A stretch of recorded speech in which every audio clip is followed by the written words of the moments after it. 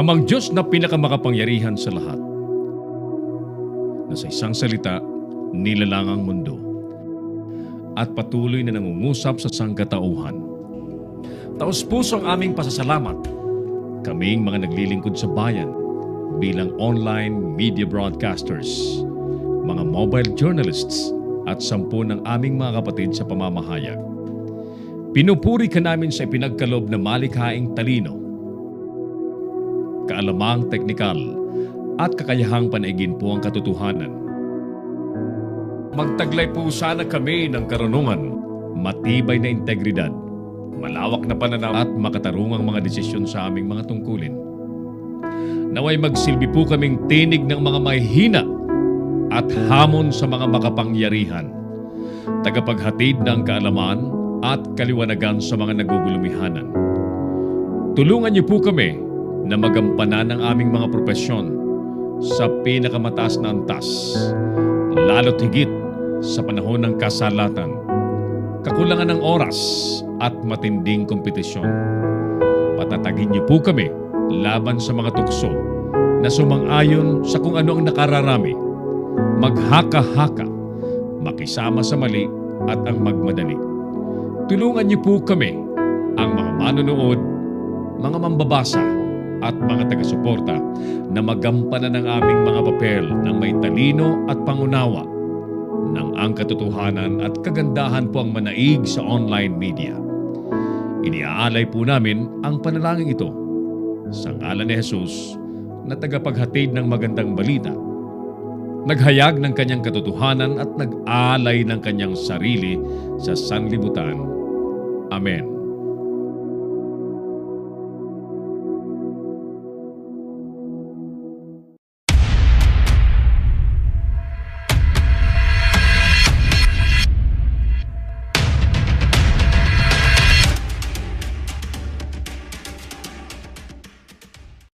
Narito ang mga isyong dapat abangan sa Kamaong Asero.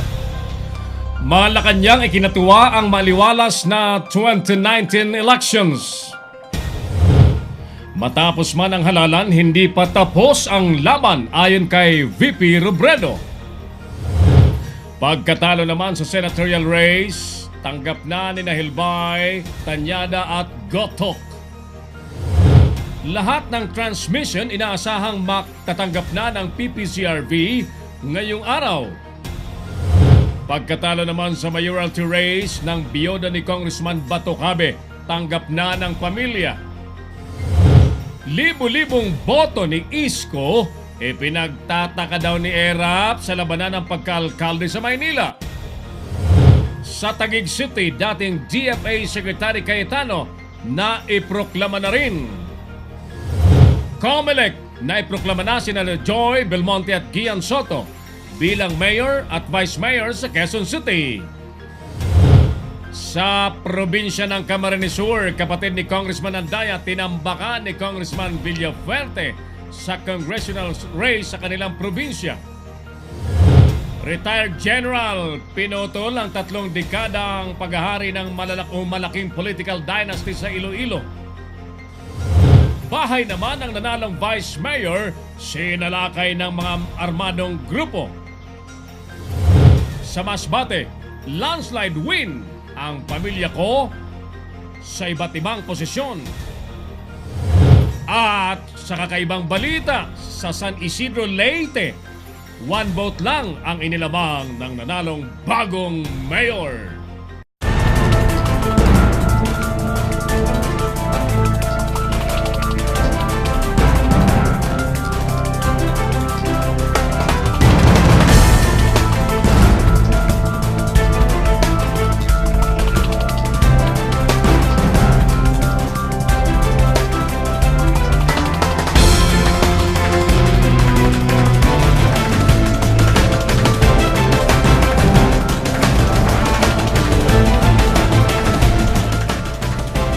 Live from the studios of Leader News Philippines, Herald Dakame of Kamaong Asero starts now!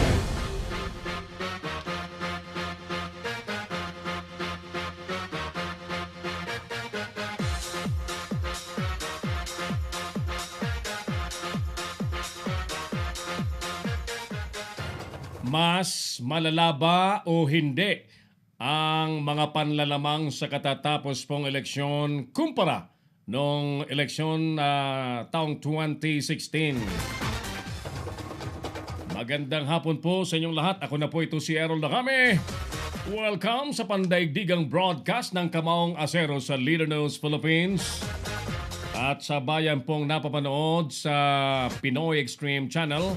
Ang Pinoy Extreme Channel po ay nasa Signal Cable Channel 106, Sky Cable Channel 217, Cable Link Channel 59, Destiny Cable Channel 84, at sa 1,000 mahigit pang mga cable companies sa iba't ibang lugar sa buong kapuluan. Kasama po natin ang buong puwersa ng Leader News Philippines at ng Pinoy Extreme Channel. Tayo po'y ready nang maglingkod sa ating mga online viewers, television viewers sa buong Pilipinas at sa buong mundo. Ang ating mga telepono po ay 0927-494-2175 at 0949-736-5000. Ang programa po natin ay pinalilipad ni Broadcast Officer Clarence Andaya under the supervision of our Operations Director, Engineer Oliver Licop. Saog po sa ating pagtatanghal sa hapon pong ito. Siyempre ang mga balitang may kaugnayan pa rin po sa kagaganap-ganap na halalan sa buong bansa. So wag na po tayong pakatatagal habang marami pong nag-aabang sa mga nangyayaring kaganapan sa buong kapuluan. Ito na po muna ang mga balitang kinalap ng ating mga Leader News reporters. Unahin natin ang mga balitang nasagap ni partner Jojo Sikat. Villar malabo ng abutan sa top 1 ni Senator Poe. Alamin natin ang detalye ng report na yan. Hatid na sa atin ni partner Jojo Sikat. Parang Jo, magandang hapon. Go ahead. Tinitiyak nitong si election lawyer attorney George Garcia na hindi kayang abutan nitong si Senadora Crispo, itong si Senadora Cynthia Villar na ngayon ay nangunguna sa senatorial race ng partial and unofficial result ng Commission on Election. Ito yung naging sagot ni Garcia sa katanungan ng mga mamahayag sa ambush interview matapos yung pagdalo nito sa isinagawang kapihan sa Manila Bay. Ayon dito kay Garcia, mahigit sa 3 milyon na ang lamang ni Villar kay Poe kung kaya't malabo ng higitan pa ito.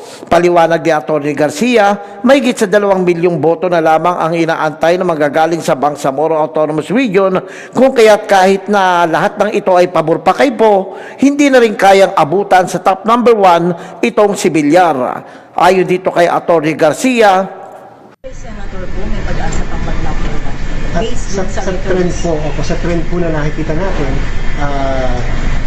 mukha po hindi niya kakayanin kung sakasakali. Kasi ang lumalamang na po yung Senator Villar, doon po sa transparency, almost 3 million. So kung sakasakali po na papasok yung buong 2 milyon, unless makuha namin na kanyaratsong boto, mukhang hindi po kakayanin na makuha pa yung number 1 at this point. lumalabas dito sa partial and unofficial result ng COMELEC as of 5 a.m. ngayong araw, nakakuha ng boto itong si Villar na umaabot sa 24,674,368. Samantalang si Poe ay nakakuha ng boto na umaabot sa 21,568,387. Ito si Jojo Sikat, nagulat para sa Leader News Philippines. Si Errol Dacame, ang Kamaong Asero. Thank you, partner Jojo Sikat. Diretso tayo sa balitang kaugnaan pa rin sa naganap na eleksyon. Palpak na VCM, inireklamo po ng mga botante. Yan naman ang balitang binantayan ni partner Boyet Guillermo. Paring Boyet, magandang hapon. Pasok ka! Hindi makakaila na karamihan ng voting counting machine o VCM sa buong bansa ay pumalpak sa oras ng botohan. Iba't iba ang kapalpakan tulad ng pagsablay ng balota na ayaw pumasok o kainin ng voting machine, hindi paglabas ng resibo ng ibinoto, pagsablay ng SD card, transmitting ng bilang ng mga boto at higit sa lahat, Iba ang lumabas na resulta sa resibo ng ibinotong kandidato. Ito ang masaklap na dinanas ng ilang botante sa Taguig City tulad ni Ginoong Javier Serrano ng Barangay Bagong Bayan. Dahil sa pagkadismaya, nanawagan si Serrano sa COMELEC para gumawa ng hakbang upang solusyonan ang kanyang reklamo.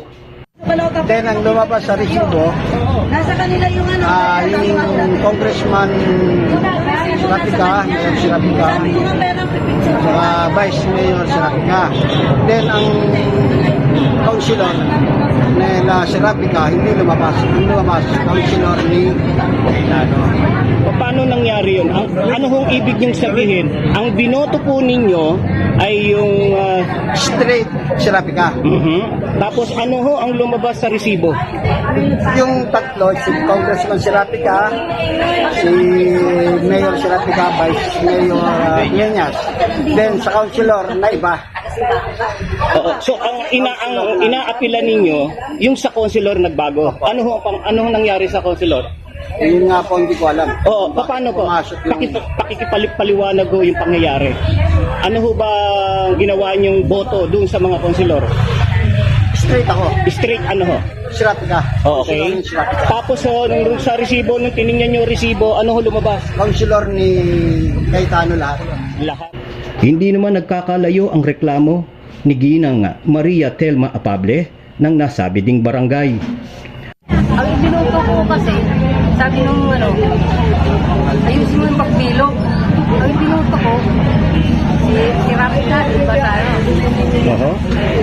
Ang lumabas sabi nung sabi niya, Tina mo, lumabas, kay Tano. Ayusin mo kasi yung pagbilog. Wala niya, business lang yung binuto. Ano ho yung lumabas? Kay Tano, lumabas, sabi niya. Oh, sa resibo. Oo. Yung resibo na lumabas sa Picos machine, Kay Tano. nakita niyo ho ba? Tiningnan niyo rin. Oh, Cayetano ang lumabas. Oh, sa mayor, sa congressman, Sa Mio.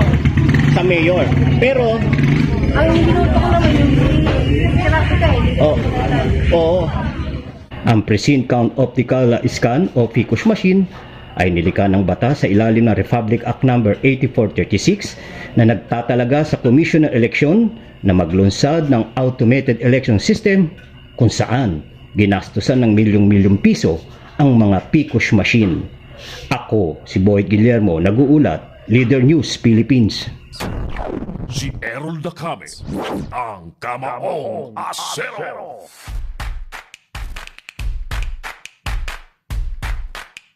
Yung report na yan ni paring Boyet Guillermo ay talagang nangyari po yan sa maraming lugar sa buong Pilipinas.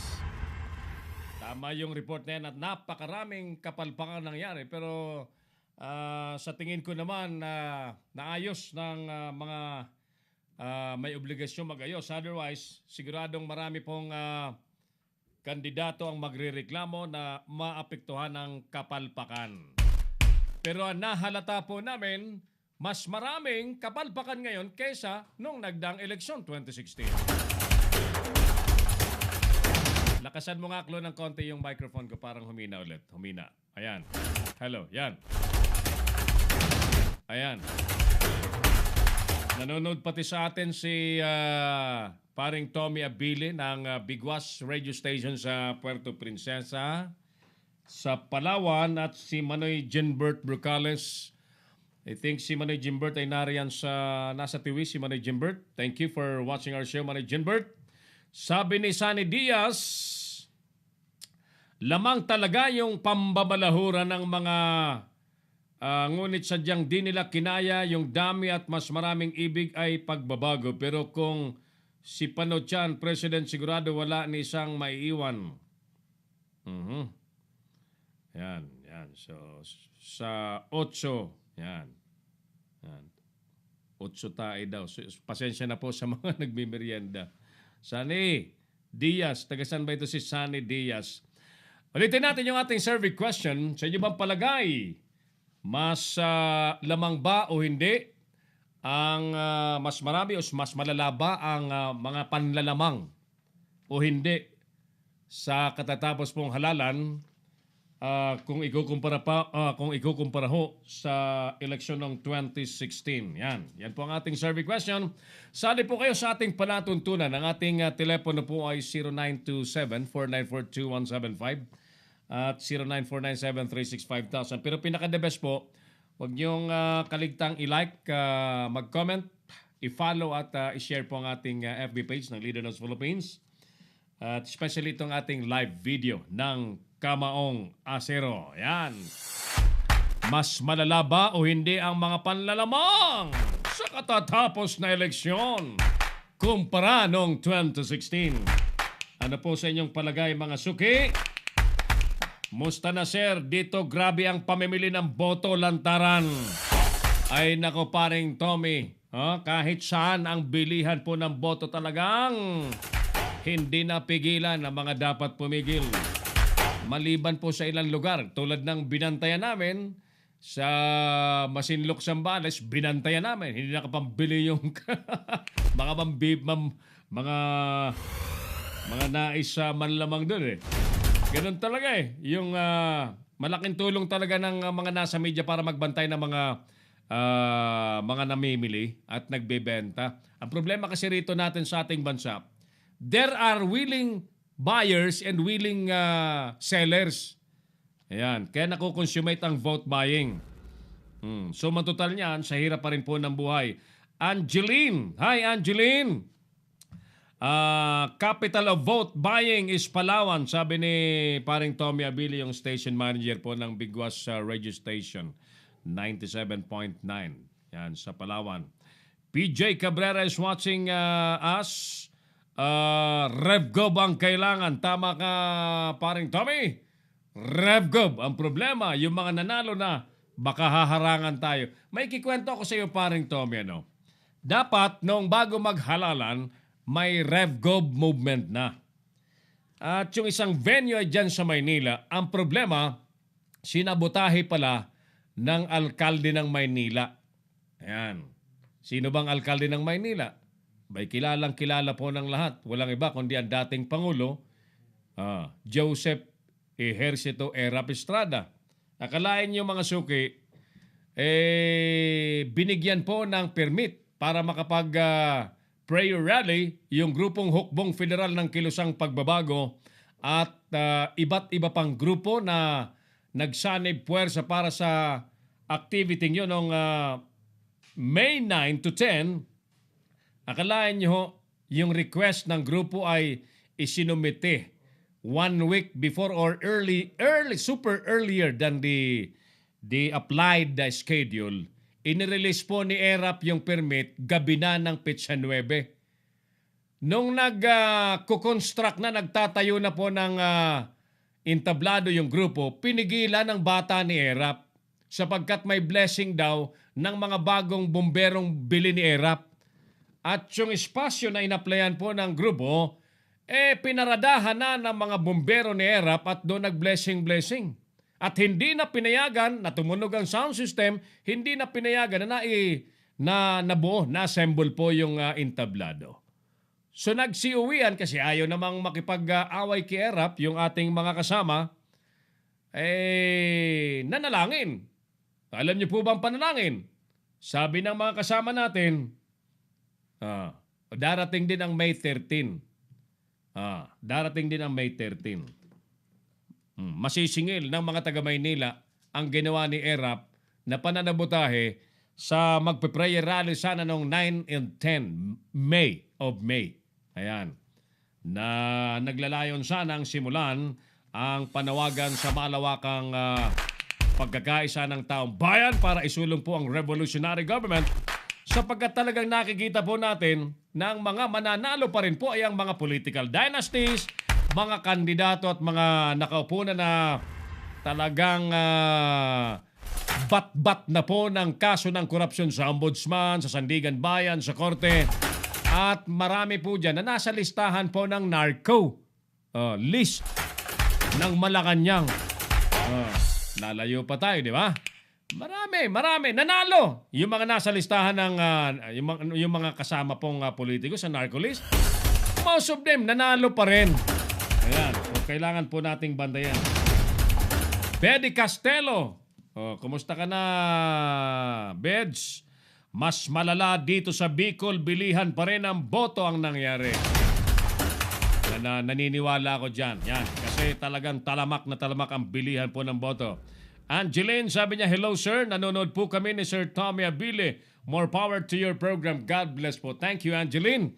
At kumusta dyan sa mga taga Puerto Princesa, Palawan? Kailan kaya kami makakapunta ni partner ni Clarence, ni Engineer Oliver Licop dyan sa Palawan? Sana makadali tayo ng yung kahit ex-deal sa Cebu Pacific, di ba? Sa Sebak. Ang hirap maka-timing nung promo na ticket, di ba? Saglit lamang, marami pa tayong mga balita, mga suki, pero nais kong banggitin ulit ang ating survey question ngayong gabi. Mas malala ba o hindi ang mga panlalamang sa katatapos na halalan kumpara po mga suki noong 2016 national and local elections? Ano man pong opinion po ninyo ay irehistro po ninyo sa ating FB page immediately below o beneath our live video ng Kamao ng Asero. At garantisado pong babasahin natin yan. Ayan, Gina, Ate Gina Mape of DWWW 774 kilohertz AM radio dyan sa Maynila. Kumusta kayo dyan? At si amigong, si Manager Joel Gorospe. Ayan. Pasyal kayo, Ate Gina, ni Manager Joel pagka hindi peak season. Natataon lagi kapag umakyat si paring Joel ay peak season. Tuloy hindi natin maasikasong, no? Di ba malaking sampal kay Pangulong Duterte na lumusot pa rin ang mga nasa narcolis? Tama ka paring Tommy. Malaking sampal kasi ayan na nga eh. Sabi ng iba, ano ngayon na nasa narcolis? Ano na ang nakasunod? Diba? Di ang kasunod, nanalo pa rin sa halalan. Karamihan po sa mga nasa narcolis, gumamit po ng sangkaterbang pera para manalo. At siyempre, pag nanalo, ang pakahulugan nila noon ay gusto sila ng tao. Ang pakahulugan na ay paboritong-paborito sila ng taong bayan. So, magagamit po nilang alasyon sa kanilang political career, siyempre, yung elected ulit sila ng taong bayan. John Garcia, dyan sa Cavite. Kumusta kayo dyan, no? Magbabalik po ang Kamaong Asero, mga suki, pagkalipas ng ilang importanteng paalala. Magbabalik si Errol Nakame sa Kamaong Asero. In your business over 1 million TV or online, reach your target customers anytime, anywhere. Your brand on TV or on the web, get more customers and grow your business. Advertise now.